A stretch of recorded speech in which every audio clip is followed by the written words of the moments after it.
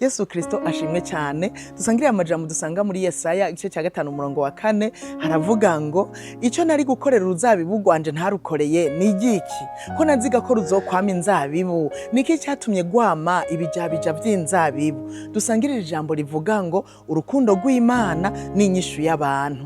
Usomye muri iki gice cya 5 gahera ku murongo wa mbere, Yuda na Israel nibo bagereranywa n'uyu murima w'uruzabibu. Imana iravuga ko yateguye umurima neza, ikuramwa amabuye, iteramwe inzabibu nziza, yimbamwo n'ikinogo kizoza kiraha amazi iyo mizabibu, hanyuma yubakamwo n'akazu bazoza bahagararamwo bacungera yuko atavyonona imizabibu. Hanyuma Imana iravuga ngo naziga ko iyo mizabibu izompa inzabibu nziza, ariko nca nsanga vyamye ibijabija. Aravuga ngo enda ni mudutature ico nari gukorera uruzabibu rwanje ntarukoreye ni igiki.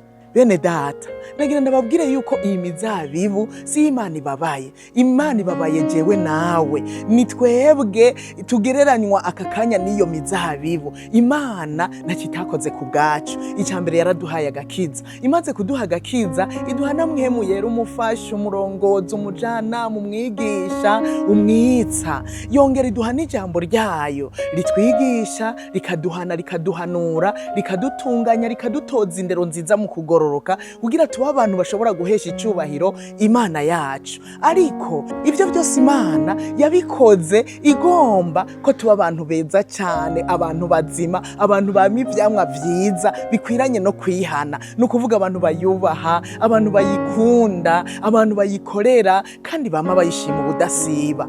Ariko Imana ituravye isanga ahari urukundo abantu bagiye gusenga ibigirwamana, ahari kuyubaha ugasanga n'ukuri abantu ntibayubaha, kuyikorera abantu nta uri karayikorera, abantu bahindutse abakirisi bo kuwa Mungu. Si ivyo gusa, mbere n'amashimwe n'amatazirano nta biri mu mitima yacu, ahubwo abantu buzuye imwidogo, bidoga ivyo babuze, kandi Imana ntacitakoze ku bwacu. Mwene data, twisuzume turabe Imana iki tugomba ko no kwama ivyamwa vyiza bikwiranye no kwihana, ivyamwa vyiza bimuhesha icubahiro. Iratugomba ko urukundo, ikatugomba ko tuyikorera, ikagomba ishimwe muri twebwe, ikagomba ko tunayubaha n'abandi bakabibona. None jewe nawe wisuzumye uyu munsi niko biri? Ubwo Imana niyo biri kiricuza ivuga ngo ni mudutature n'uyu mukirisi wanje kubera tutariko turabikora uko twategerezwa kubikora? Ngwino twisuzume kandi duhindure ingendo, dukunda Imana kuko nayo yaradukunze,